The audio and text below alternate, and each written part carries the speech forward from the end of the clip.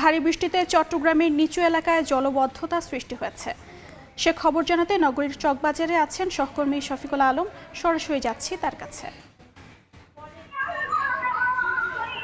আর 1 ঘন্টা আগে থেকে ভারী বৃষ্টিপাত হচ্ছে বন্দরনগরী চট্টগ্রামে। এর ফলে কিন্তু বেশ কিছু সড়কে কিন্তু পানি উঠে গেছে। হাতের সামনে আমরা আপনাকে জানিয়ে রাখি, সকাল থেকে যে বৃষ্টিপাত হচ্ছে এদের চট্টগ্রামের চকবাজার, কাতালগঞ্জ, পাকড়া সহ বিভিন্ন এলাকায় কিন্তু পানি নিচে হাতের সময় পানি উঠেছে, কোথায় সমসাময়িক পানি উঠেছে। এতে করে সাধারণ মানুষকে কিন্তু বিভিন্ন গন্তব্যে যেতে কিন্তু মানুষের সমস্যা সৃষ্টি হচ্ছে।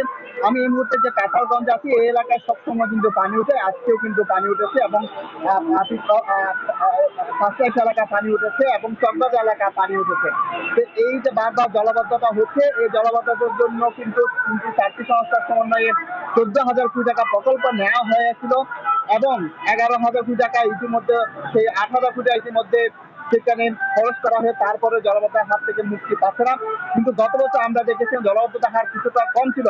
তবে এই যেটি বলা হয় সবচেয়ে যে এলাকা হয়, যে 2 নাম্বার গেট এবং এই যে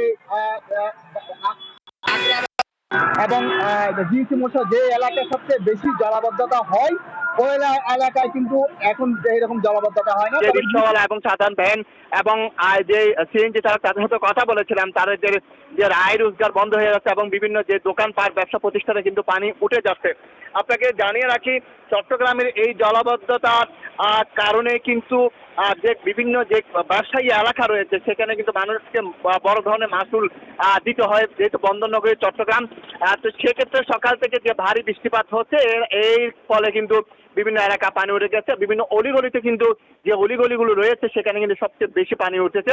তবে বড় বড় যে এলাকা, বিশেষ করে মুরাদপুর, যে মুরাদপুর, জিসি মোড়, আগ্রাবাদ সহ যেখানে সবচেয়ে বেশি পানি উঠছে সেখানে কিন্তু এই পর্যন্ত পানি সবকিছু মিলিয়ে যেটি বলা যায়, যে সকাল থেকে যে ভারী বৃষ্টিপাত হচ্ছে সেটা চট্টগ্রাম নিচু এলাকা কিন্তু তলিয়ে গেছে। পেয়েছি আমার কাছে সর্বশেষ তথ্য। এতক্ষণ আমরা সরাসরি যুক্ত ছিলাম চট্টগ্রামে।